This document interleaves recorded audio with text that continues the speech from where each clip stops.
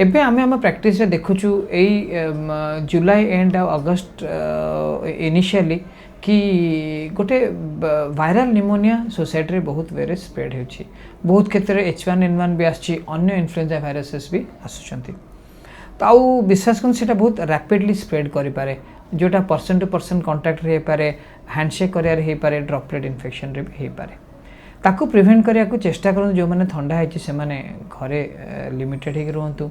बाहर गले धर आप ठंडा है मास्क पिंधिक जातु जति आप इन्फेक्शन स्प्रेडिंग को अवॉइड करेंगे। हैंडशेक करवा अवॉइड करूँ, जो मैंने से मिसिया अवॉइड करूँ, जो मैंने ठंडा है एति कलापर मोर इंपोर्टेंट थिंग है कि वैक्सीनेटेड हूँ।